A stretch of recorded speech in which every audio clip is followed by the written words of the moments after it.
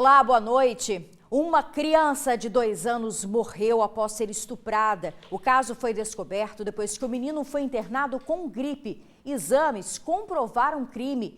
Eu vou chamar o nosso repórter Vitor Zucolotti, que tem os detalhes desse caso cruel, muito grave, né, Vitor? Boa noite. Ei, Isabela, boa noite para você, para todos que nos acompanham. Pois é, esse caso agora, ao longo da tarde, chamou bastante a nossa atenção. Assim que nós recebemos as informações, nós fomos atrás no DML e viemos aqui no Departamento de Homicídios e Proteção à Pessoa, onde o caso está sendo investigado pelos delegados da polícia, da DHPP de Vila Velha. A informação que essa criança de 2 anos, esse menino de 2 anos, ele teria dado entrada ali no Hospital Imaba, no Hospital Infantil em Vila Velha. Desde sexta-feira estava com um quadro de gripe, ia e voltava, e na segunda-feira entrou com quadro gripal, mas não resistiu e essa tarde acabou falecendo. Lá no hospital, a equipe médica conseguiu observar sinais de que essa criança poderia ter sido abusada, poderia ter sofrido um abuso sexual, ter sido estuprado. Depois da morte da criança, o DML então fez o exame e confirmou sim sinais de estupro no corpo dessa criança de apenas 2 anos de idade. O caso continua sendo investigado, ainda está no momento de ouvir as testemunhas, mãe, padrasto, funcionários do IMAPA e também outros familiares estão sendo ouvidos aqui no Departamento de Homicídios e Proteção à Pessoa. Esse caso, então, é tudo muito recente, tudo muito novo, mas sim, tudo indica, tanto o exame no IMABA, feito lá pelos médicos, quanto do DML, que a criança teria sido estuprada. São essas as informações, Isabela, eu volto com você no estúdio. Meu Deus do céu, Vitor, obrigada, pelas informações, que vai continuar aí na apuração, qualquer coisa você volta. Olha, gente, foi presa a nora do ciclista, brutalmente assassinado no sul do estado. Ela estaria intimidando testemunhas. O filho da vítima já havia sido preso e confessou o crime.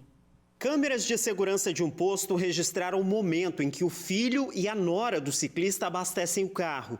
O pagamento foi feito com o cartão da vítima. No porta-malas do veículo estava o corpo de Duramir Monteiro, de 56 anos.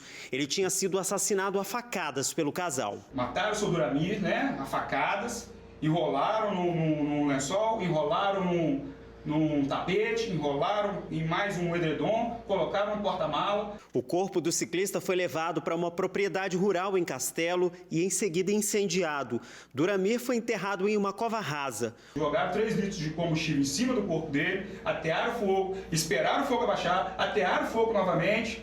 E ao amanhecer, quando já estava com uma fumaça muito alta, eles apagaram o fogo e retornaram para Cachoeiro. Retornaram para Cachoeiro e ainda foram para a padaria para tomar café. O filho dele, de 24 anos, foi preso nesta segunda-feira. Confessou o crime e disse aos policiais que matou o pai por ciúmes. Eles afirmaram em depoimento que foi em razão do seu Duramir ter tentado agarrar, tentado alguma coisa assim, com conotação sexual, com a companheira desse rapaz. Ele teria chegado por trás dela, teria cheirado o pescoço dela, agarrado pelas mãos. Já a nora do ciclista, de 20 anos, foi presa na tarde de hoje, em Cachoeiro de Itapemirim. Segundo as investigações, ela mentiu em depoimento e estaria intimidando testemunhas. A jovem teria dado a primeira facada na vítima. Ela desferiu um golpe nele. Isso que desferiu um golpe nele, o filho da vítima, esse parricida, já veio com direção a ele, a vítima,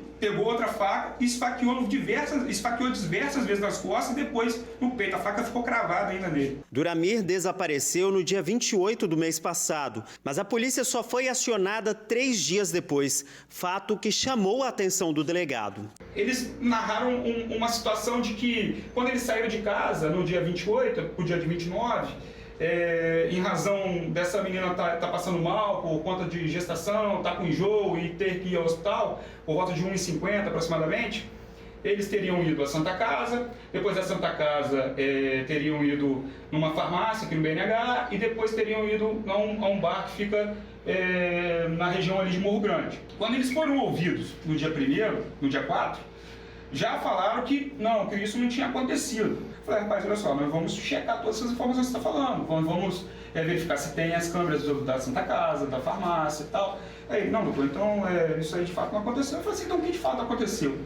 Depois de conversar com ele, falar que ele estava se enrolando nas próprias mentiras, ele acabou afirmando aí que em razão supostamente do seu Durami ter tentado agarrar a companheira dele, a noiva dele, ocorreu toda essa situação trágica. A polícia suspeita que o crime possa ter sido motivado por dinheiro. É que na casa do ciclista foram encontrados cerca de R$20 mil, além de uniformes da Polícia Civil. Encontramos no local R$20 mil em espécie, que o seu Durami guardava. Encontramos, ele tinha, não sei se ele tinha interesse de ser polícia ou não, mas encontramos um fardamento da Polícia Civil, distintivo, algema, pistola airsoft, coturno, roupa tática e o que foi apreendido. E vamos aí continuar com as diligências, a gente precisa averiguar essa situação. O assassino confesso foi adotado pela vítima há 24 anos. A frieza do crime impressionou até mesmo o delegado. É uma frieza que assusta até mesmo, contando esses detalhes pra gente, que até com 15 anos de profissão chega a ser surreal. Quanta maldade, hein? Olha, o casal, gente, vai responder por homicídio qualificado e ocultação de cadáver. E os dois já foram para o presídio. Vamos mudar de câmera, eu vou chamar a sua atenção para essa imagem que vai aparecer aqui no LED. Olha só, gente. 15 toneladas de carne foram apreendidas. A polícia descobriu uma indústria clandestina onde o alimento era embalado sem autorização, sem condições sanitárias adequadas. Então o Vitor agora pode voltar ao vivo com a gente, vai falar desses detalhes para a gente, não é isso, Vitor? Boa noite. Mais uma vez, boa noite para você, Isabela, para todos que nos acompanham. Pois é, essas 15 toneladas de carne aí, elas vão ser descartadas, não podem ser utilizadas, não podem mais ser consumidas. Um prejuízo danado, infelizmente, uma quantidade aí de carne absurda, tendo em vista os valores da carne, né, da alimentação que a gente está sofrendo. Como você disse, Isabela, essa operação foi feita e foi descoberta lá no bairro, na Ilha dos Aires, né, todo um local que estava sem autorização e também sem condições sanitárias.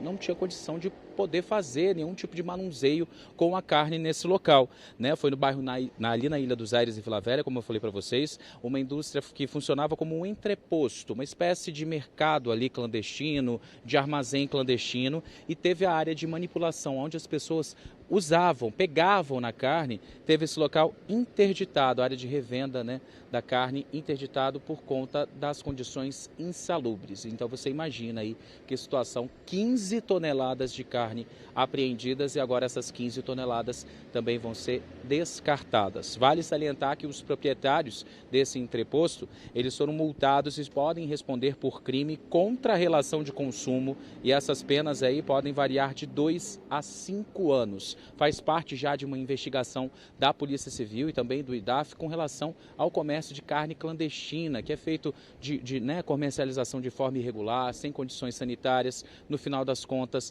uma carne que, infelizmente, o preço é salgado, mas acaba aí sendo mais caro ainda para a saúde do consumidor. Mas pelo menos essas 15 toneladas serão descartadas. Prejuízo danado, né? Ainda mais com o preço da carne, né, Isabela? Mas, pelo menos, ninguém vai consumir esse material insalubre. São essas as informações, Isabela, sobre essa situação lá na Ilha dos Aires, em Vila Velha. Eu volto com você aí no estúdio. Perfeito. Obrigada, Vitor, pelas informações, viu? Olha, gente, o homem que aparece aqui no LED para você, ele é suspeito de ter matado a mulher com mais de 30 facadas. Esse crime foi em Viana e foi o filho da vítima, uma criança de 3 anos de idade, que saiu pelas ruas do bairro durante a madrugada para pedir ajuda. Foi esse autônomo de 37 anos que encontrou o menino de 4 anos de idade no meio da rua, do bairro Vila Betânia, em Viana. O homem chegava do trabalho, era 4h30 da madrugada, e estranhou o menino sozinho na rua. Ao indagar o garoto, o que ouviu dele foi assustador. Falando que a mãe dela estava morta e estava suja de sangue. Ele chamou a polícia e quando os PMs chegaram na casa, constataram que a criança estava falando a verdade. A mãe dele, Daniele de Jesus Almeida, de 23 anos, estava morta no quarto. Levou mais de 30 facadas. Daniele foi encontrada ao lado da cama. Estava tampada com um cobertor. Morreu bem ao lado do colchão, onde ainda dormia uma outra criança, uma menina de 3 anos de idade que Daniele cuidava. O filho dela, o menino, dormia na sala. O principal suspeito do crime é o companheiro dela, o Wellington Oliveira da Vitória Neves, de 21 anos de idade, e pai do menino. A principal suspeita é que o crime pode ter acontecido entre 10h30 e 11 horas da noite. Isso porque foi nesse horário que os vizinhos ouviram Daniela pedindo socorro. Ela gritou 3 vezes. O primeiro grito foi forte, mas o último já era bem fraquinho. Os vizinhos chegaram a olhar para saber o que estava acontecendo. Não viram nada, deixaram para lá. Só souberam o que aconteceu quando a criança de 3 anos de idade acordou, viu a mãe morta e foi pedir ajuda. A polícia militar também informou que o assassino, a suspeita é que tenha sido o companheiro dela, foi frio. Depois do crime, foi ao banheiro, tomou banho, trocou de roupa, fez café, tomou e aí sim foi embora daqui. O corpo de Daniele foi descoberto pela criança de madrugada, cerca de 5 horas após o suposto horário da morte. A criança contou para a polícia que, ao abrir a porta do quarto, viu a mãe passando mal e foi pedir ajuda. Para sair, o menino, vejam só, colocou essa cadeira perto do muro e pulou aqui, ganhando a rua, à procura de alguém que o socorresse. Uma altura de 1,5 m mais ou menos, pulou esse muro. O garoto foi amparado pelos vizinhos até a chegada do Conselho Tutelar. Muito traumático para essas crianças e ela precisa agora de um apoio psicológico, um apoio da família, um apoio da comunidade. A família de Daniele foi avisada e a chegada da mãe e as irmãs comoveram a todos na rua. A vítima e o marido estão juntos há cerca de 8 anos. Mas desde o último mês, Daniele tenta pôr um fim a um relacionamento. Segundo os vizinhos, ela, que era bastante trabalhadora, teria pedido que o companheiro saísse de casa. Acabou morta com mais de 30 facadas. Para mim foi surpresa. Eu nunca me passava pela cabeça que foi ele que fez isso, entendeu? Mas a única coisa que eu quero é justiça. Ele acabar na cadeia. O companheiro de Daniele era ex-presidiário, já participou de um assalto a uma rede de lojas em Vitória. Foi preso, cumpriu mais de 1 ano de cadeia e teria saído no final do ano passado. Foi agora em novembro, foi dezembro que ele foi solto, agora pronta de novo. Eu não queria largar, se embora, viver essa vida dele. Não é fazer isso com a minha filha, não pensa no filho dele, não. Como é que fica agora? Olha, gente, o enterro da jovem está previsto para acontecer amanhã, às 10 horas, no bairro Morada de Betânia, em Viana. Denúncias sobre os suspeitos devem ser feitas ao 181, não precisa se identificar. No próximo bloco, a situação em Planalto Serrano, na Serra. Ontem, um coletivo foi apedrejado no bairro. Já já. Você vai ver agora o flagrante de um grave acidente em Vitória. O carro passa em alta velocidade, invade a calçada e atinge o poste. Com a força do impacto, a estrutura quase vai ao chão. Esse acidente, gente, aconteceu durante a madrugada na praia de Camburi. Após a batida, o veículo capotou, ficou no meio da pista. Um outro carro que estava estacionado também foi atingido. O motorista do automóvel que provocou o acidente foi socorrido com escoriações. O poste destruído pela batida já foi substituído. Teve outro acidente grave, só que em Guarapari. A moto bate com força em um carro que cruza a rodovia. Com o impacto, o capacete do motociclista se solta e o condutor cai no asfalto e fica desacordado. Algumas pessoas se aproximam para tentar ajudar. O motorista do carro também parou para prestar socorro. O policiamento segue reforçado em Planalto Serrano e os ônibus voltaram a circular após um dia de tensão na região. Ontem você viu aqui no TN2 o flagrante de um homem apedrejando um coletivo. O bairro vem enfrentando dias de confronto e a população que sofre, no meio desse fogo cruzado. Em Planalto Serrano, 12 homicídios foram registrados no ano passado e 5 esse ano. A tarde foi tranquila no bloco A do bairro Planalto Serrano durante essa terça-feira. Movimentação normal, tudo funcionando e policiamento também rodando, não só no bloco A, como no C e no B. Os dois últimos tidos como os mais perigosos por conta da atuação do tráfico de drogas. E nossa equipe voltou ao local porque durante a tarde desta segunda-feira o clima de tensão tomou conta da região.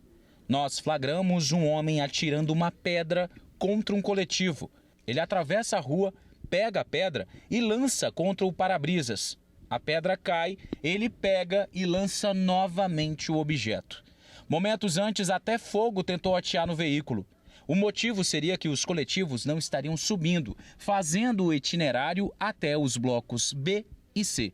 Segundo essa moradora, que há 20 anos vive no bloco B, uma falsa informação de toque de recolher e ataques ao transporte público gerou toda a atenção. Isso é uma história fake news porque o que a gente sabe é que esse comando de incendiar não está partindo dos moradores nem do bloco B. Tensão essa que gera prejuízos, atrasos para trabalhadores, estudantes que não conseguem se locomover. Atrapalha muito porque são trabalhadores, estudantes, temos todos, né, gestantes, idosos, deficientes, temos um todo em comum e isso deve ser pensado. Situação normalizada tanto no bloco B quanto no bloco C aqui do bairro Planalto Serrano. A informação é o seguinte: unidades de saúde que funcionam no bloco A e B seguem com o seu funcionamento sem nenhum tipo de alteração. As escolas também estão abertas. A informação dos moradores é que os ônibus só voltaram a circular de fato, tanto no B quanto no C, por volta de 8h30 da manhã. Para morador, infelizmente, os confrontos entre gangues rivais e até com a polícia acabam gerando um estigma violento quando se fala em Planalto Serrano. Temos muitas coisas boas aqui a oferecer, mas infelizmente somos descriminalizados por conta dessa falsa aparência de que Planalto Serrano é um bairro perigoso, criminalizado. Claro que todo lugar existe um crime, né? Existe esse tipo de acontecimento. Não vou falar que isso aqui é 100%, mas é um bairro como qualquer outro. Olha, a Polícia Militar diz que o policiamento segue reforçado no bairro desde ontem, após o episódio da tentativa de depredação ao ônibus, que foi impedida pela polícia. As equipes têm prestado apoio aos motoristas de coletivo para que haja a circulação com segurança no bairro e também que o serviço seja prestado aos moradores. O governo do estado anunciou hoje concurso para delegados da Polícia Civil do Espírito Santo. São 40 vagas. O salário inicial é de R$ 12.413. As inscrições começam na próxima sexta, mas o edital vai ser lançado amanhã. A seguir, laudo aponta que desabamento de prédio em Vila Velha foi provocado por vazamento de gás. Já. Um vazamento de gás de cozinha causou o desabamento do prédio em Cristóvão Colombo, Vila Velha, em abril deste ano. Na tragédia, 3 pessoas da mesma família morreram. O laudo foi divulgado pelo Corpo de Bombeiros 75 dias após a tragédia. A explosão foi causada pelo vazamento de gás de cozinha, uma botija que estava na casa de Eduardo Cardoso, uma das vítimas. A botija estava mal conectada ao abastecimento e provocou o incidente. No local ainda havia equipamentos que estavam mal conectados aos circuitos elétricos e isso, somado ao vazamento de gás, gerou a explosão. Nesse desabamento, 60 pessoas trabalharam nos destroços por mais de 20 horas. A única sobrevivente foi Larissa Murassuti, de 36 anos. O pai dela, a irmã e a sobrinha de 15 anos, infelizmente, não resistiram. O TN2 fica por aqui. Muito obrigada pela sua companhia, pela sua audiência. Uma boa noite. Até amanhã.